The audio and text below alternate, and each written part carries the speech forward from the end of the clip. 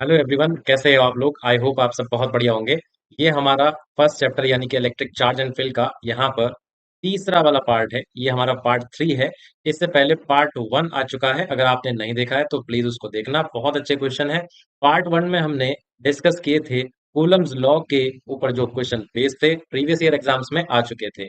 इसके बाद हमने पार्ट 2 में यहाँ पर डिस्कस किया है इलेक्ट्रिक फील्ड जब कैलकुलेट की जाती है एक पॉइंट चार्ज की वजह से, ड्यू टू पॉइंट चार्ज की वजह से जब हम इलेक्ट्रिक फील्ड कैलकुलेट करते हैं। वहां पर जितने क्वेश्चंस थे प्रीवियस ईयर एग्जाम्स में आ चुके थे वो सारे डिस्कस किए गए हैं पार्ट नंबर 2 में। ये आज हमारा पार्ट नंबर 3 है, जहां पर हम इलेक्ट्रिक डाइपोल और डाइपोल मूवमेंट इन पर बेस्ड जो क्वेश्चंस हैं प्रीवियस ईयर एग्जाम्स में आ चुके हैं, वो सारे क्वेश्चंस को हम यहाँ पर डिस्कस करने वाले हैं। तो एक एक करके सारे क्वेश्चन डिस्कस करेंगे। आज की जो वीडियो है इसमें लेक्चर में 15 क्वेश्चंस होंगे जो प्रीवियस ईयर एग्जाम्स में आ चुके हैं और जिनके चांसेस हैं कि वो आप लोगों के बोर्ड एग्जाम में अगेन पूछे जा सकते हैं। ठीक है, तो शुरुआत करते हैं पहले क्वेश्चन से। पहला क्वेश्चन आप लोगों के सामने ऑलरेडी है। तो पहला क्वेश्चन, एक मिनट में इसको रफ कर लूं जरा थोड़ा पहले। जी, चलिए हो गया बस। तो पहला क्वेश्चन क्या है हमारा, पहला क्वेश्चन पढ़ते हैं। फर्स्ट क्वेश्चन है, टू चार्जेस, एक तो आपको चार्ज दे रखा है +5 माइक्रोकूलम और दूसरा चार्ज आपको दे रखा है -5 माइक्रोकूलम। ये दोनों एक दूसरे से 1 मिलीमीटर की डिस्टेंस पर हैं और आपसे पूछा जा रहा है डाइपोल मूवमेंट। बहुत ही इजी क्वेश्चन है, 2021 के सैंपल पेपर में ये क्वेश्चन आप लोगों को दिया हुआ था। पूरे चांसेस हैं ऐसा ही क्वेश्चन, आसान सा क्वेश्चन आपसे भी पूछा जा सकता है। तो इस क्वेश्चन को करना स्टार्ट करते हैं। देखिए आप लोगों को चार्जेस क्या दे रखे हैं। एक तो आपको चार्ज दे रखा है यहाँ पर +5 माइक्रोकूलम। दूसरा चार्ज यहाँ पर आपको दे रखा है -5 माइक्रोकूलम। और उनके बीच का डिस्टेंस, डाइपोल के बीच का जो डिस्टेंस होता है उसको हम 2a से डिनोट कर लिया करते हैं। तो 2a की वैल्यू यहाँ पर कितनी दे रखी है, 1 मिलीमीटर। ओके, तो 1 मिलीमीटर को आप क्या लिख सकते हो, 10⁻³ मीटर। ये भी आप लिख सकते हो, है ना, कन्वर्ट करके लिख लिया आपने स्टैंडर्ड फॉर्म में। आप चाहें तो चार्जेस को भी ऐसे ही लिख सकते हो, दोनों चार्जेस माइक्रोकूलम में है। माइक्रोकूलम से कूलम में करने के लिए 10⁻⁻6 से आपको वहां पर मल्टीप्लाई करना होगा। तो डाइपोल मूवमेंट आप सभी जानते हो, डाइपोल मूवमेंट का फॉर्मूला कितना होता है, Q × 2a हुआ करता है। तो यहाँ पर चार्ज क्या आएगा, देखिए जो दोनों चार्जेस आपको दे रखे हैं इनमें से किसी भी चार्ज का मैग्नीट्यूड आप रख दीजिए। इधर चार्ज मैग्नीट्यूड यानी कि दो चार्जेस हैं, दोनों में से कोई से भी चार्ज का आप मैग्नीट्यूड उठा करके रख दीजिए, आंसर आ जाएगा। क्योंकि मैग्नीट्यूड रखना है तो हम सिर्फ वैल्यू रखेंगे, प्लस या माइनस पर कोई ध्यान नहीं देंगे। 5 माइक्रो और 2a की वैल्यू आ जाएगी 10⁻³ इस तरीके से आपका आंसर आ जाएगा 5⁻⁻6⁻³ यानी कि 5⁻⁹ ये आपका यहाँ पर आंसर आ जाएगा पहले क्वेश्चन का। तो देखिए कितना आसान क्वेश्चन था। तो ऐसा क्वेश्चन आया था तो इसका मतलब आपसे यहाँ पर ये उम्मीद की जाती है कि जो आप यूनिट कन्वर्जन कर रहे होंगे, है ना, यूनिट कन्वर्जन कर रहे होंगे, वो आप लोगों को करना आ भी रहा है या नहीं आ रहा है। तो इस क्वेश्चन में जो एग्जामिनर है वो यही चेक करना चाह रहा है, दैट्स इट। अदरवाइज फॉर्मूला बहुत आसान सा था, क्वेश्चन बहुत आसान था। इसके बाद दूसरा क्वेश्चन हम यहाँ पर डिस्कस करते हैं। दूसरा क्वेश्चन होगा दूसरा क्वेश्चन होगा, N electric dipole when held at इतना डिग्री, 30 डिग्री पर है वो। सीधी सी बात है, इलेक्ट्रिक फील्ड के साथ ही एंगल बना रहा होगा ये। इलेक्ट्रिक फील्ड के साथ में एंगल बना रहा है और इलेक्ट्रिक फील्ड कितनी है वो भी दे रखी है। तो इसको लिख लिया जाए, इलेक्ट्रिक फील्ड आपको दे रखी है 10⁻⁴ N/कूलम। और डाइपोल मूवमेंट इलेक्ट्रिक फील्ड के साथ एंगल बना रहा है, यानी कि ये थीटा आपको एंगल यहाँ पर दे दिया है। एक मिनट में इसको रफ कर लूँ थोड़ा यहाँ पर। थीटा आपको जो है एंगल दे दिया है और ये दे रखा है 30 डिग्री। उसके बाद आपको ये भी कहा गया, देखिए यहाँ पर कि टॉर्क भी लग रहा है। अब हमें पता है अगर कोई इलेक्ट्रिक डाइपोल उसको इलेक्ट्रिक फील्ड में रख दिया जाता है तो वो वहां पर रोटेट करना शुरू कर देता है। अगर ये इलेक्ट्रिक डाइपोल है और ये इलेक्ट्रिक फील्ड में रखा है तो ये इस तरीके से क्या होगा, रोटेट करना शुरू कर देगा। कब तक रोटेट करेगा, जब तक डाइपोल मूवमेंट, ये जो डाइपोल मूवमेंट है, मतलब डाइपोल का डाइपोल मूवमेंट होता है ना, नेगेटिव टू पॉजिटिव जिसकी डायरेक्शन होती है, तो डाइपोल मूवमेंट की डायरेक्शन जब तक इलेक्ट्रिक फील्ड के साथ अलाइन ना कर जाए तब तक ये इलेक्ट्रिक डाइपोल रोटेट करता रहता है। तो वही टॉर्क आपको यहाँ पर दे रखा है, जितने टॉर्क से यहाँ पर ये रोटेट कर रहा होगा, 9⁻⁻26 N/मीटर। आप लोगों को फिर से यहाँ पर देखिए डाइपोल मोमेंट निकालना है। एंड अगेन जस्ट यहाँ पर देखिए, अगर आप ये 2019 के सीबीएसई बोर्ड में क्वेश्चन पूछा जा चुका है। तो मतलब इस तरीके के क्वेश्चन पूछे जाते हैं जहां पर, अब देखिए यहाँ पर क्या है, दो फॉर्मूले आपके यूज हो सकते हैं। एक तो डाइपोल मोमेंट Q × 2a, लेकिन उसको हम यूज नहीं करेंगे क्योंकि हम लोगों को सीधे डाइपोल मोमेंट ही निकालना है और बाकी चीजें दे रखी हैं। टॉर्क दे रखा है आपको, तो यहाँ पर एक फॉर्मूला टॉर्क का भी हुआ करता है। टॉर्क का फॉर्मूला हुआ करता है PE sin थीटा। तो ये टॉर्क का फॉर्मूला अपने को यहाँ पर यूज करना है। टॉर्क आप लोगों को दे रखा है, वो वैल्यू हम यहाँ पर पुट कर लेंगे। पावर -26 आ गई है। डाइपोल मोमेंट अपने को बताना है, इलेक्ट्रिक फील्ड दे रखी है, वैल्यू पुट करते हैं 10⁻⁴ एंड sin 30। साइन थीटा की जगह पर क्या आ जाएगा, 30 आ जाएगा। साइन 30 ट्रिग्नोमेट्रिक रेशियोज की आप लोगों को वैल्यूज पता होनी चाहिए, साइन 30 1/2 होता है। अगर नहीं याद है तो याद करके रखिए, क्योंकि इनका बहुत ज्यादा यूज होने वाला है अपने फिजिक्स के क्वेश्चंस में। तो 9 × 10⁻⁻26 आ जाएगा। डाइपोल मोमेंट इसके बाद कितना हो जाएगा, 9 × 2 18। और पावर कितनी हो जाएगी, पावर यहाँ पर हो जाएगी, ये भी माइनस में हो जाएगी पावर, तो ये हो जाएगा 26 4 30 न्यूटन। न्यूटन नहीं, इसकी डाइपोल मूवमेंट की यूनिट हो जाएगी कूलम मीटर। ठीक है जी, तो ये लीजिए एक और आंसर आ गया आपके क्वेश्चन का। तो इस तरीके से आपने यहाँ पर डाइपोल मूवमेंट जो कैलकुलेट किया है वो टॉर्क के बेसिस पर कैलकुलेट किया है, with the help of torque जो लगता है एक इलेक्ट्रिक डाइपोल पर। इसको हम इलेक्ट्रिक फील्ड में रख देते हैं। ऑब्वियसली बात है, यूनिफॉर्म इलेक्ट्रिक फील्ड में रख रहे हैं, तो यूनिफॉर्म इलेक्ट्रिक फील्ड में रखने पर सिर्फ टॉर्क लगता है ना। फोर्स जो होती है, नेट फोर्स, वो जीरो हो जाती है। इस चीज को अभी हम समझेंगे आगे आने वाले क्वेश्चंस में। जरूर ये क्वेश्चन मैंने दिया है इस बार, इस वीडियो में रखा है, तो वहां पर इस चीज को समझ करके चलेंगे। क्वेश्चन नंबर 3 देखिए यहाँ पर क्या है। 2 पॉइंट चार्जेस हैं, दो चार्जेस हैं, +- 5 माइक्रोकूलम। तो चार्जेस को यहाँ भी 5 माइक्रोकूलम लिया गया है। एक पॉजिटिव चार्ज है, दूसरा नेगेटिव चार्ज है। सीधी सी बात है, एक डाइपोल जब बनता है तो एक पॉजिटिव चार्ज और एक नेगेटिव चार्ज की हेल्प से बनता है, और मैग्नीट्यूड भी इक्वल होते हैं, और उनके बीच में कुछ डिस्टेंस हुआ करती है। जैसे यहाँ भी दे रखी है आपको 4 सेंटीमीटर के बीच की डिस्टेंस है। तो 2a यहाँ पर कितना हो जाएगा, 2a यहाँ पर हो जाएगा 4 सेंटीमीटर। ठीक है। Calculate electric field intensity. आपको इस बार इलेक्ट्रिक फील्ड कैलकुलेट करनी है। कितने डिस्टेंस पर कैलकुलेट करनी है, 4 सेंटीमीटर पर। अच्छा ठीक है, कोई दिक्कत नहीं है। From the mid point of axial line. तो देखिए मैं इसको थोड़ा सा यहाँ पर अगर ड्रॉ कर लूँ तो आपको और अच्छे से समझ में आ जाएगा। ये अपना यहाँ पर नेगेटिव चार्ज हो गया। ओके। उसके बाद ये हो जाएगा अपना यहाँ पर पॉजिटिव चार्ज। फिर ये हो गया यहाँ पर मिड पॉइंट। और मिड पॉइंट से, देखिए एक मिनट कलर चेंज करते हैं।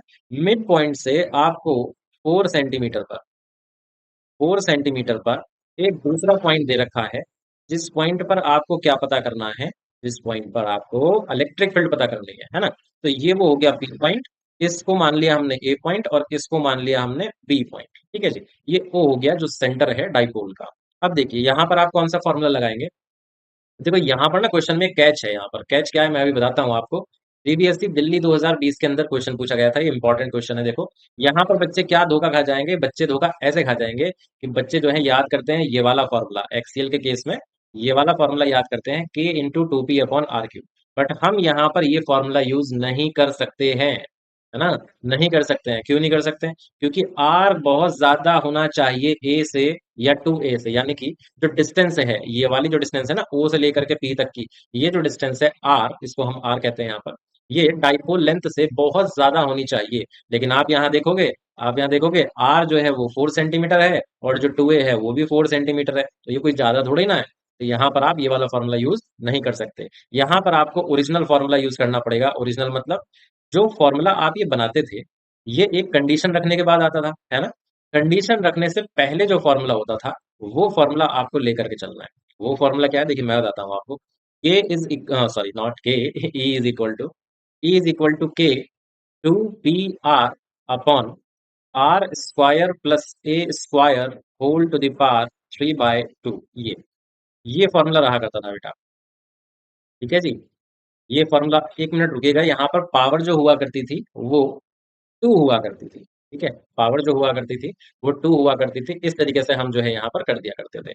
तो ये वाला फॉर्मूला आपको लगाना है। इसी फॉर्मूले में अप्रोक्सीमेशन लेकर के आप जो है ये वाला फॉर्मूला बना देते थे कि E = K 2P/R क्यूब। ये फॉर्मूला बन जाता था।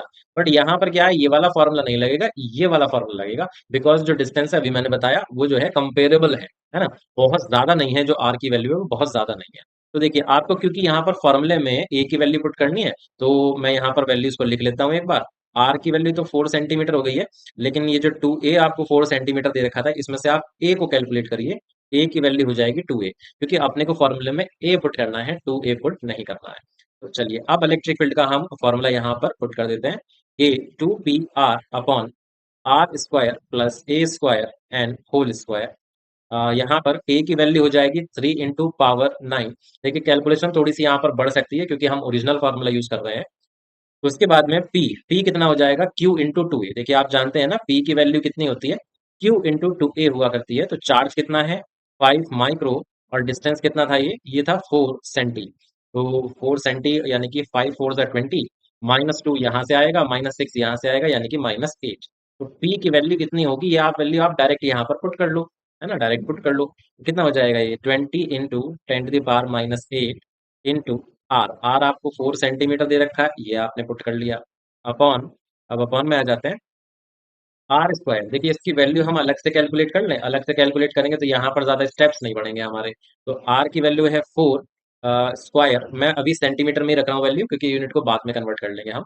ए की वैल्यू कितनी हो जाएगी, ये हो जाएगी 2, 2 का स्क्वायर आ जाएगा यहाँ पर इस तरीके से। ओके, अभी देखिए आप ये 4 का स्क्वायर 16, 2 का स्क्वायर 4, और यहाँ आ गया ये वाला स्क्वायर 16 और 4 20, 20 का स्क्वायर, यानी कि ये आ जाएगा, कितना आ जाएगा भाई, 400 आ जाएगा। ठीक है, ये आ जाएगा 400। अब 400 तो आ गया, अब आप पावर भी तो देखिए जरा, यहाँ पर आपको रखना पड़ता -2। ठीक है, -2 का स्क्वायर करते -4 आ जाता, और एक होल स्क्वायर और आ रहा है, तो -4 का स्क्वायर करेंगे, मतलब पावर का तो स्क्वायर नहीं होता, पावर की तो मल्टीप्लीकेशन होती है। तो 4 टू ज़ा 8 यहाँ पर आ जाएगा। ठीक है जी, 4 टू ज़ा 8 यहाँ पर आ जाएगा। अभी 20 से आप यहाँ भी कैंसिल कर सकते हो, देखो 20 टाइम, 4 से आप कैंसिल कर सकते हो, कितना 5 टाइम आ जाएगा। तो 9/5। अब थोड़ा सा सोल्यूशन हम देखते हैं कितना आ रहा है अप्रोक्सीमेट आंसर। तो 8 ये ऊपर जाएगा, अच्छा देखो 1 मिनट जाने की जरूरत ही नहीं है, ये भी पावर भी कैंसिल हो गई। अभी कितना बचा आपके पास, 9 में से 2 गया, 7 बचा बच्चों, है ना, 7 बचा। तो आप इसको डेसिमल में ले आओ, 5 1 ज़ा 5, और कितना हो जाएगा, 5 8 ज़ा 40। पावर कितनी आ गई, 7 आ गई, न्यूटन पर कूलम में अपना आंसर आ। तो देखो आपने यहाँ पर देखा कि हम जो फॉर्मूला ज्यादातर यूज करते हैं, ये वाला फॉर्मूला, अगर आप ये फॉर्मूला यूज करते हैं ना, तो आई एम वेरी श्योर कि आप लोगों का आंसर इतना आता ही नहीं, क्योंकि आप लोगों ने अप्रोक्सीमेट वाला फॉर्मूला यूज किया, अप्रोक्सीमेशन वाला फॉर्मूला यूज किया, लेकिन यहाँ पर हमको ओरिजिनल वाला फॉर्मूला यूज करना है, तो आप लोगों का आंसर गलत आ जाएगा। आप लोगों को ध्यान रखना है इस चीज का। ज्यादातर तो देखो यही वाला फॉर्मूला यूज होता है मोस्टली, है ना, मोस्टली ये वाला फॉर्मूला यूज होता है। बट क्वेश्चन देखो यहाँ पर ऐसा आ गया कि यहाँ पर कंपेरेबल था डिस्टेंस, आर और 2a दोनों चीजें जो है कंपेरेबल थी। जब कंपेरेबल होती हैं, लगभग बराबर होती हैं या आसपास की वैल्यूज होती हैं, तो आपको ओरिजिनल फॉर्मूला वहां पर लगाना है, अप्रोक्सीमेट फॉर्मूला नहीं लगाना है। चलिए इसके बाद नेक्स्ट क्वेश्चन पर चलते हैं। ये रहा हमारा यहाँ पर next question, question number 5। A dipole consisting of an electron and a proton separated by a distance. देखिए आप यहाँ पर अगर ना भी लिखा हो कि ये डाइपोल है, तो आप खुद समझ सकते हो, इलेक्ट्रॉन पर चार्ज होता है -e, और प्रोटॉन पर चार्ज होता है +e। मैग्नीट्यूड बराबर है, सिंबल अपोजिट है, तो ये यहाँ पर एक डाइपोल की फॉर्मेशन कर रहा है। इन दोनों के बीच में सेपरेशन कितना है, 4 × 10⁻⁻। तो यहाँ पर 2a की वैल्यू हो जाएगी 10⁻⁻10। 1 मिनट, ये नहीं है सिर्फ, आपको 4 भी तो लिखना है। 4 × 10⁻⁻10 मीटर, ये हो जाएगी 2a की वैल्यू। और q कितना यहाँ पर दे रखा है आपको, प्लस माइनस q मैं कह दूं यहाँ पर, क्योंकि एक चीज प्लस में होगी एक चीज माइनस में होगी। तो आप यहाँ इसको कह सकते हो प्लस माइनस e, यानी कि प्लस माइनस 1.6 ⁻⁻19 कूलम। यहाँ पर मैंने दोनों चार्जेस को एक साथ मेंशन कर दिया, अलग अलग मेंशन ना करके। Is situated in electric field, और उसकी वैल्यू भी आपको दे रखी है। ये जो डाइपोल है, ये एक ऐसी इलेक्ट्रिक फील्ड में रखा है जिसकी वैल्यू है 3 × 10⁵ newton per coulomb at an angle 30 degree with the field. अच्छा ठीक है, तो यहाँ पर डाइपोल देखो 30 डिग्री का एंगल भी बना रहा है। कैलकुलेट डाइपोल मोमेंट यहाँ पर पूछा गया है आपसे, डाइपोल मोमेंट बताइए कितना होगा, है ना, and the torque acting on it, और टॉर्क भी बताना है आपको, दो चीजें बतानी है यहाँ पर। ठीक है, तो सबसे पहले हम शुरुआत करेंगे कहाँ से, सबसे पहले हम शुरुआत करेंगे डाइपोल मूवमेंट से। डाइपोल मूवमेंट कैलकुलेट करते हैं, फॉर्मूला आप लोगों को पता है, फॉर्मूला होता है Q into 2a। Q charge कितना हो जाएगा, चार्ज हो जाएगा यहाँ पर 1.6 ⁻⁻19, एंड 2a की वैल्यू हो जाएगी 4 × 10⁻⁻10। यहाँ पर 16 चौक 64, मैं तो हिंदी में करूंगा क्योंकि मेरे को इजी पड़ता है, आप लोग जैसे इजी पड़े। तो यहाँ पर कितना आ जाएगा ये, 19 एंड 10 29। ये आ गया आपके पास में डाइपोल मूवमेंट कूलम मीटर में। ये अपना पहला आंसर है इस क्वेश्चन का। ठीक है जी, क्वेश्चन में दो पार्ट है, इसका पहला पार्ट हम यहाँ पर सॉल्व कर चुके हैं।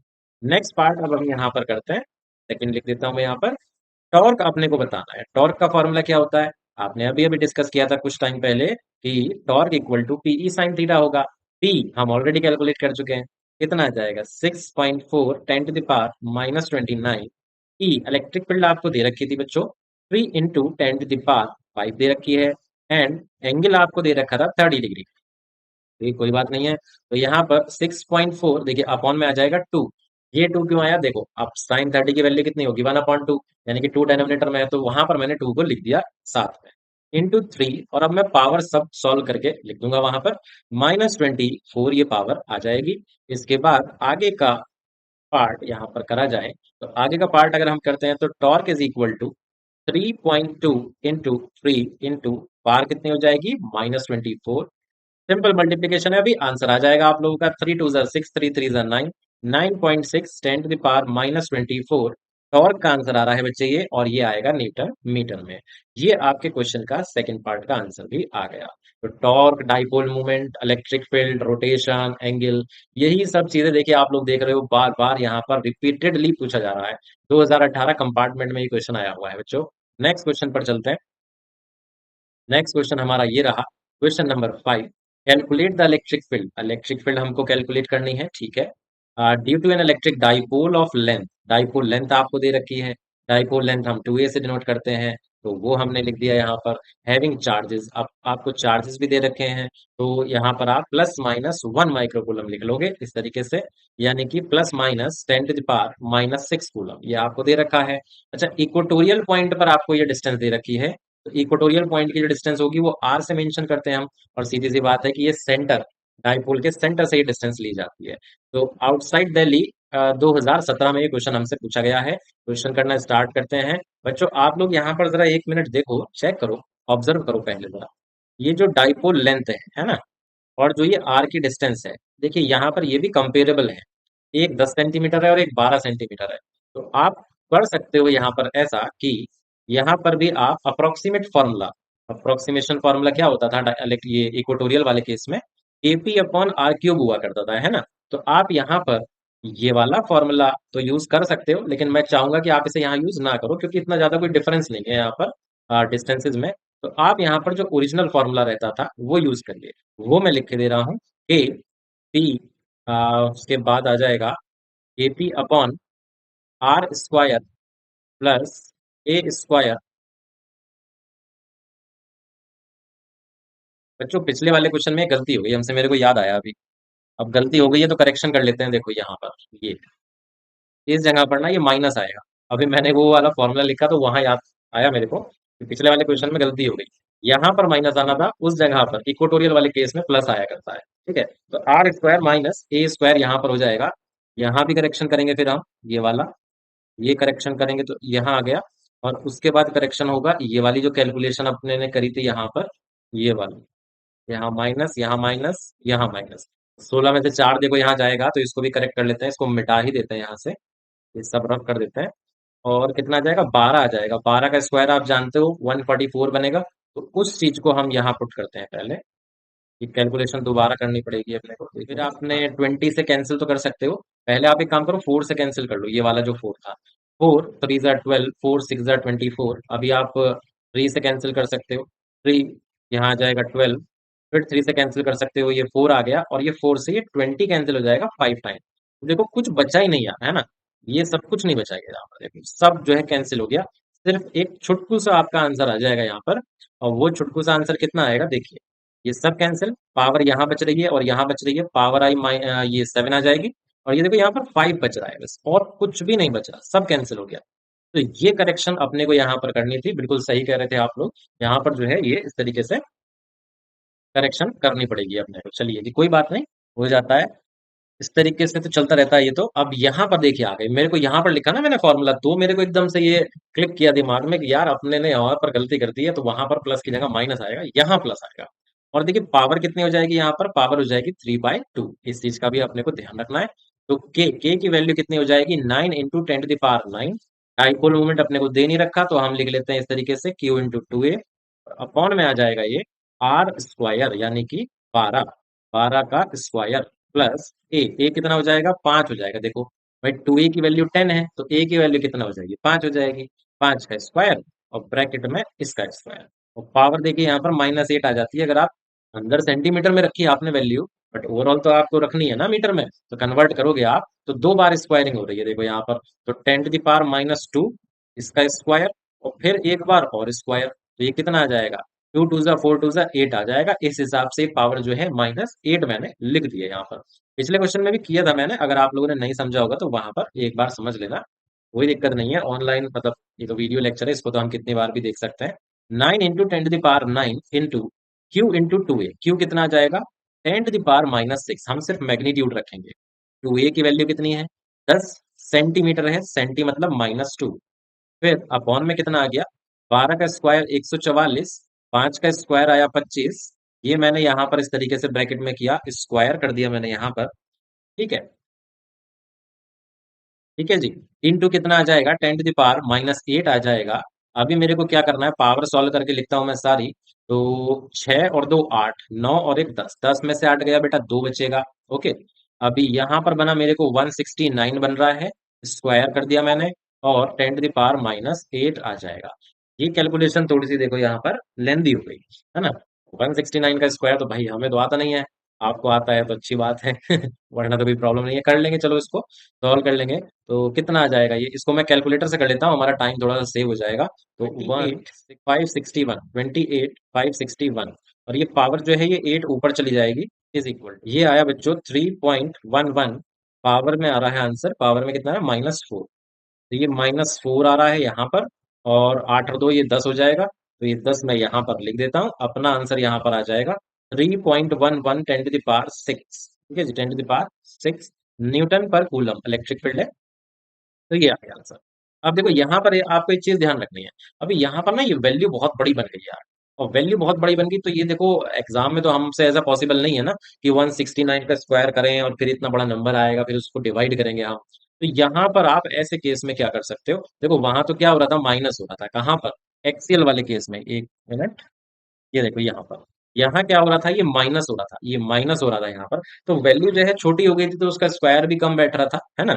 अभी यहाँ पर क्या है, यहाँ पर थोड़ा वैल्यू जो है बड़ी बड़ी हो गई है। तो आप ऐसे केसेस में याद रखना, स्पेशली ऐसे केसेस में याद रखना, इफ यू वांट, तो भाई आप लोग क्या कर सकते हो, अगर चीजें थोड़ी सी आपके अगेंस्ट जा रही हैं, यानी कि आप वहां पर वो जो अप्रोक्सीमेशन वाला फॉर्मूला है, ये भी यूज कर सकते हो। देखो इस क्वेश्चन में मैं आपको करके दिखाता हूँ। 9 × 10⁹ पी की वैल्यू तो देखो कैलकुलेट कर ली थी ना हमने, वो तो वही रहने वाली है। ये Q × 2a, तो चार्ज कितना था, ये वाली वैल्यू थी बेटा, देखो ठीक है। ये वाली वैल्यू मैं डायरेक्ट यहाँ पर यूज कर लूंगा। ये कितना आ जाएगा? 6 और 2 8, 8 में से एक गया 7। तो -7 जो है यहाँ पर, ये पी की वैल्यू आ गई है। आर की वैल्यू अपने को देखो ये 12 दे रखी थी, तो 12 का स्क्वायर 144 सेंटीमीटर में था, तो -4 कर लिया। और एक बार और मैं लिखूंगा यहाँ पर 12 सेंटीमीटर, यानी कि -2। क्यों लिखा मैंने ऐसा? क्योंकि क्यूब है यहाँ पर, है ना, तो दो बार यहाँ पर करना ही पड़ेगा आपको। तो 9 अपॉन कितना आ जाएगा ये, कितना बच्चा अपने पास में? 1/16 × 12, 1 अपॉन, ये रहा 16 और ये रहा 12। जो पावर बची है उनको मैं सबको एक साथ लिख लूंगा। देखो 9 में से 7 गया, कितना बचा? 2 बचा। 4 और 2 6, 6 ऊपर जाएगा, प्लस हो जाएगा, 6 और 2 कितना हो गया? 8। ठीक है, ये हो गया 1/16 दूनी 32, 16 एकम 16, 16 3 19, 10⁻8। अब इसको सॉल्व करना पड़ेगा। देखो कैलकुलेशन तो यार ये भी थोड़ा सा डिफिकल्टी है ना। 10⁸ अपॉन 192, तो इस तरीके से यहाँ पर ये कैलकुलेशन आ रही है, तो ये आ जाएगा 0.005 आ रहा है। 0.005 इंटू 10⁸ हो जाएगा। यानी कि मैं कह सकता हूँ 5 इंटू 5 में से 3 गया, 8 में से 3 गया 5। तो ये बच रहा है आंसर, देखो ये कितना आंसर बच रहा है आप लोगों के पास में, 5 इंटू 10⁵ ठीक है जी। ये आप लोगों को समझ में आई होगी बात। तो देखो कितना डिफरेंस यहाँ पर आ रहा है ना। एक तरफ तो अपना आंसर आ रहा है 3.11 10⁶, और ये आंसर आ रहा है 5 इंटू 10⁵। तो बहुत ज्यादा डिफरेंस है आंसर में। इसीलिए आपको प्रॉपरली चूज करना होगा कि कौन सा फॉर्मूला रखने में हमें बेटर रहेगा और एग्जैक्ट आंसर यहाँ पर आएगा। ठीक है जी, नेक्स्ट क्वेश्चन पर चलते हैं। अच्छा क्वेश्चन था, बहुत सारी चीजें हमने सीखी इससे। तो सिक्स क्वेश्चन पर पहुंच गए हम। सिक्स क्वेश्चन देखते हैं क्या है। N electric dipole is place, देखिए 60 डिग्री का एंगल बना रहा है डाइपोल। यहाँ पर थीटा मैंने 60 डिग्री लिख दिया। इलेक्ट्रिक फील्ड के साथ ही बनाना चाहिए, ऑब्वियस सी बात है।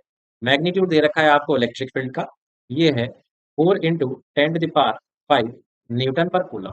It experiences a torque, torque भी आपको दे रखा है कि भाई इस पर टॉर्क लग रहा है।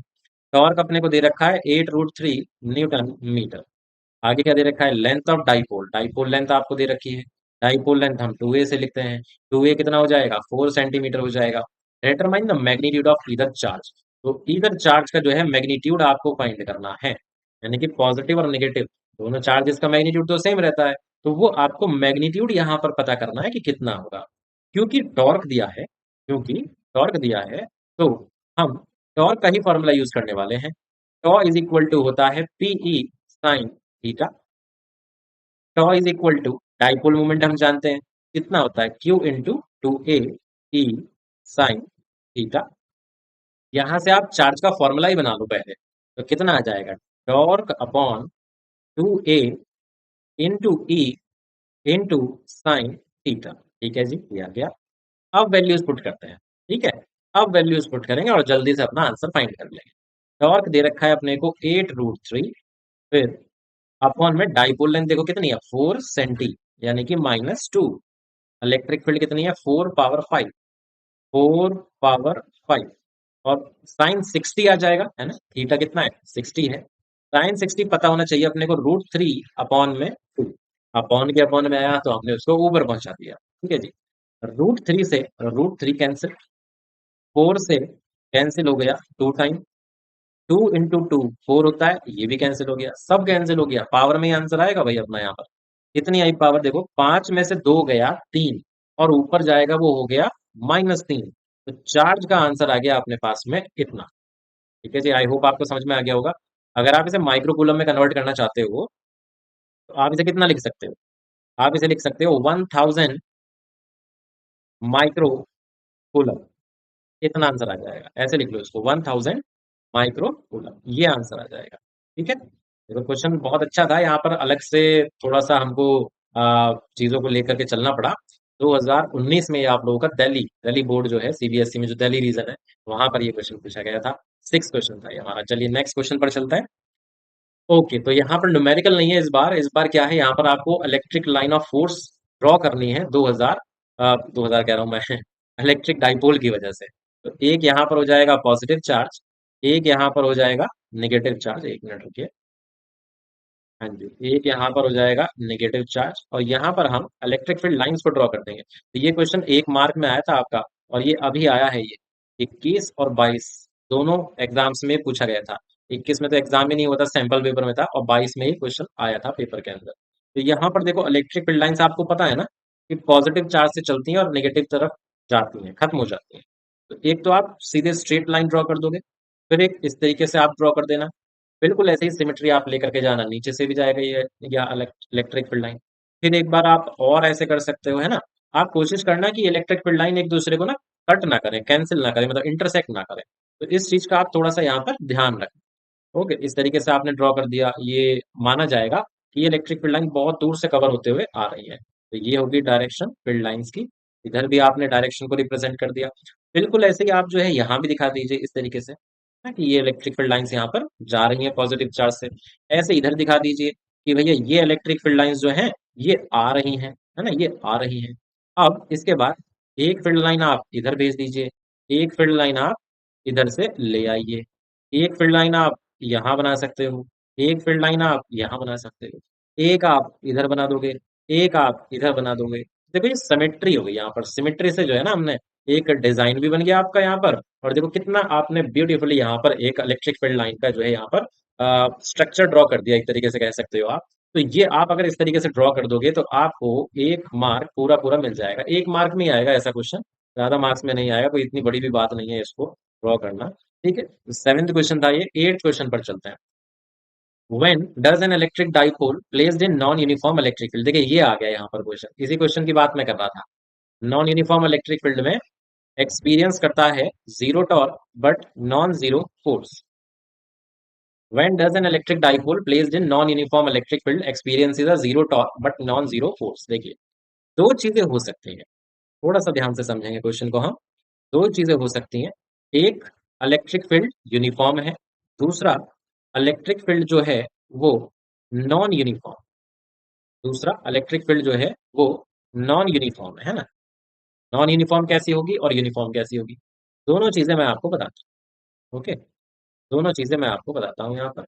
ये आपने यूनिफॉर्म इलेक्ट्रिक फील्ड ड्रॉ कर दी, और इस तरीके से जो है आप, ये तो हो गई यूनिफॉर्म इलेक्ट्रिक फील्ड, और ये हो गई non uniform electric field. Uniform में क्या होता है, इलेक्ट्रिक फील्ड लाइंस जो हैं इक्विडिस्टेंट रहती हैं, पैरेलल रहती हैं, और नॉन यूनिफॉर्म में नहीं रहती हैं। तो इस तरीके से फील्ड हो गई। अब यूनिफॉर्म फील्ड का मतलब क्या है कि हर जगह पर इलेक्ट्रिक फील्ड की वैल्यू सेम है। ठीक है, अब लेकर के आते हैं इलेक्ट्रिक डाइपोल को। मान लीजिए ये इलेक्ट्रिक डाइपोल है इस तरीके से, यहाँ पर पॉजिटिव चार्ज है, यहाँ पर नेगेटिव चार्ज। तो पॉजिटिव चार्ज पर फील्ड की डायरेक्शन में, नेगेटिव चार्ज पर फील्ड के अपोजिट फोर्स लगेगी, है ना।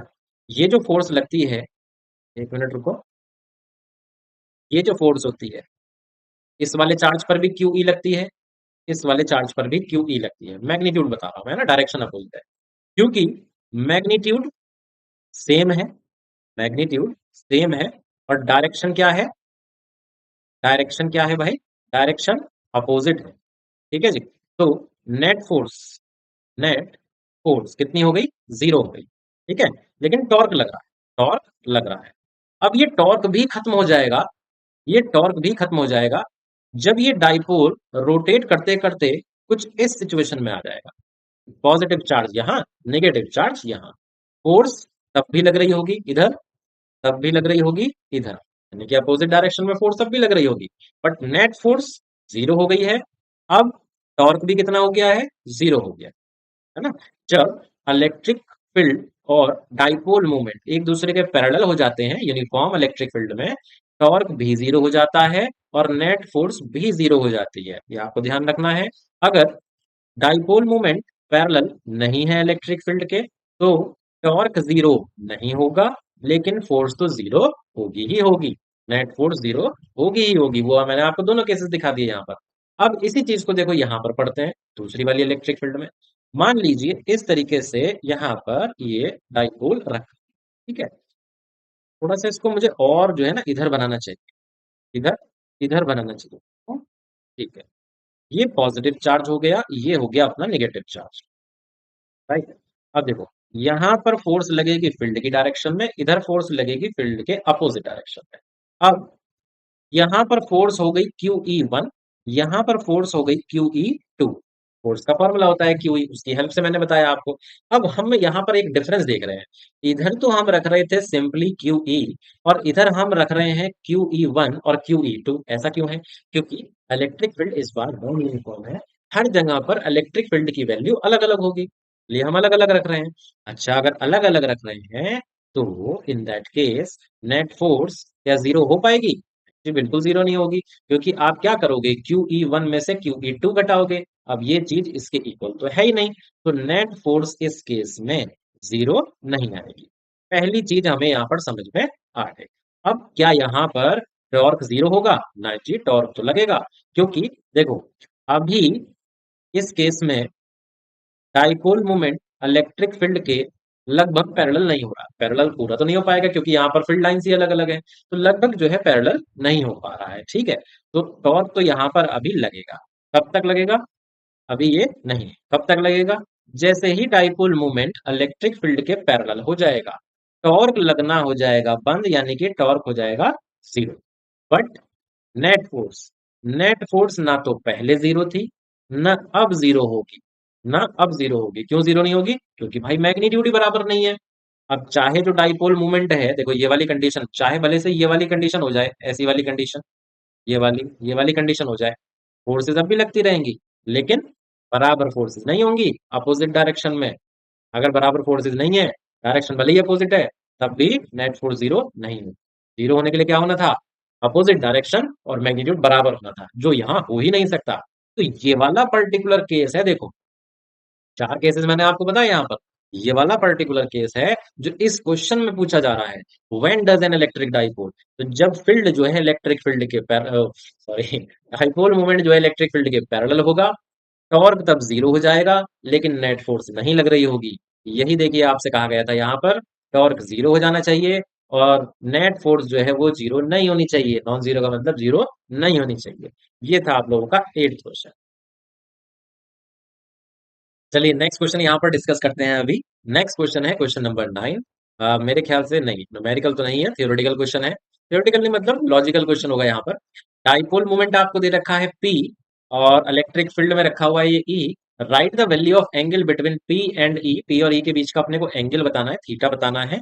For which torque experienced bye dipole is minimum, torque जो है क्या होना चाहिए, मिनिमम होना चाहिए। तो मैं आपको दोनों केसेस समझा देता हूँ। पहले मैं आपको मैक्सिमम वाला केस समझा देता हूँ, और फिर मैं आपको मिनिमम वाला केस समझा देता हूँ। दोनों केसेस मैं आपको यहाँ समझा दूंगा। देखिए, टॉर्क का फॉर्मूला होता है, यहाँ लिखता हूँ, टॉर्क का फॉर्मूला होता है पीई साइन थीटा, राइट। तो टॉर्क जो है मैक्सिमम होगा अगर साइन थीटा मैक्सिमम है, टॉर्क मैक्सिमम होगा अगर साइन थीटा क्या है, मैक्सिमम है। टॉर्क मिनिमम होगा, टॉर्क मिनिमम होगा अगर साइन थीटा क्या है, मिनिमम है। ओके।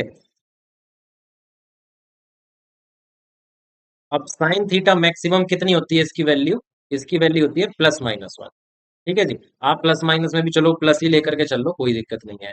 ये कब होगा, ये होगा, वैसे तो आपको प्लस माइनस दोनों वैल्यूज लेकर के चलनी चाहिए, है ना। ये आपको दोनों वैल्यूज लेकर के चलनी चाहिए, कोई बात नहीं, चलो प्लस से समझा देते हैं। साइन थीटा इक्वल टू 1 है तो ये होगा साइन पाई/2 पर, यानी कि 90 पर। आप कंपेयर करोगे यहाँ पर थीटा जो है 90 डिग्री, या फिर आप कह सकते हो पाई/2। इस कंडीशन में टॉर्क मैक्सिमम लगेगा। साइन थीटा मिनिमम कितना होता है, 0 होता है। 0 कब होता है भाई, जब साइन 0 होता है। यानी कि आप कंपैरिजन करोगे तो यहाँ पर थीटा कितना आया, 0 डिग्री आ गया। अब 0 डिग्री का क्या मतलब है, डाइपोल मोमेंट अगर इलेक्ट्रिक फील्ड के पैरेलल है तो टॉर्क हो गया मिनिमम, है ना, दैट इज 0। और डाइपोल मोमेंट अगर परपेंडिकुलर है इलेक्ट्रिक फील्ड के, तो उस केस में क्या होगा, टॉर्क हो जाएगा मैक्सिमम, क्योंकि थीटा हो जाएगा पाई/2। तो ये बहुत इजी क्वेश्चन था, बस लॉजिकल क्वेश्चन था। आपको थीटा के बेसिस पर टॉर्क बताना था कि कितना कितना होना चाहिए। N electric dipole of dipole movement, तो डाइपोल मूवमेंट अपने को दे रखा है क्वेश्चन नंबर 10 में, 20 × 10⁻⁻⁶ coulomb metre is enclosed by a close surface. ठीक है जी, एक क्लोज सरफेस है, यहां पर एक डाइपोल है, पॉजिटिव नेगेटिव दोनों टाइप के चार्ज होंगे। What is the net flux coming out of the surface. देखो वैसे तो क्वेश्चन ये फ्लक्स पर बेस्ड है, बट क्योंकि डाइपोल मूवमेंट आ रहा है यहाँ पर, तो इसलिए मैंने यहाँ पर डाल दिया था इस क्वेश्चन को। आप जानते हो गॉस लॉ की हेल्प से कि फाई इक्वल टू क्या होता है, Q/ε0 होता है। ये जो Q है यहाँ पर, ये Q क्या होगा, नेट चार्ज होता है। अभी आप नेट चार्ज देखो, 0 बच जाएगा। क्यों बच जाएगा 0, नेट चार्ज 0 बच जाएगा क्योंकि जितना चार्ज पॉजिटिव है उतना ही चार्ज नेगेटिव है ना। तो नेट चार्ज 0 हो गया तो फ्लक्स भी कितना हो जाएगा, 0 हो जाएगा। बहुत ही इजी क्वेश्चन था, ये क्वेश्चन भी प्रीवियस ईयर एग्जाम में आ चुका है। क्वेश्चन नंबर 10 था ये। क्वेश्चन नंबर 11 देखते हैं अभी। What is the angle, angle फिर से पूछा गया है हमसे, between the direction of electric field, direction of electric field axial point पर, ठीक है जी, एक्सियल पॉइंट पर due to an electric dipole, angle between the directions of electric field at any axial point.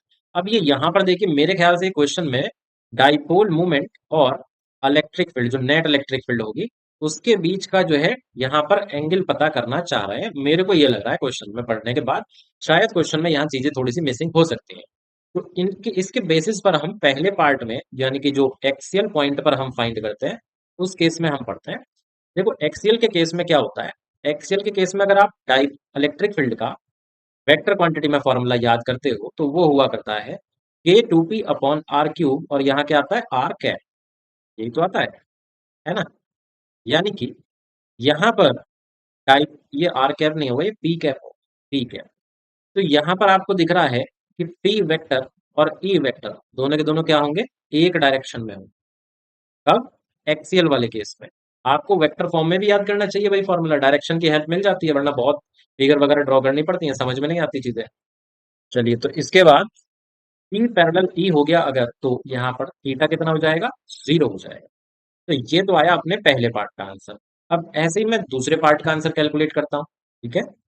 Equatorial, एक minute ये गड़बड़ हो गई।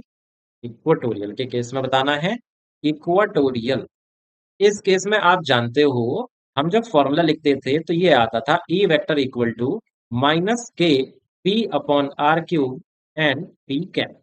अब ये जो फॉर्मूला है देखो, यहाँ पर आ रहा है माइनस, है ना, यहाँ पर आ रहा है माइनस। ये नेगेटिव साइन क्या बताता है कि डाइपोल मोमेंट और इलेक्ट्रिक फील्ड, ये एक दूसरे के क्या है, are anti parallel, are anti parallel.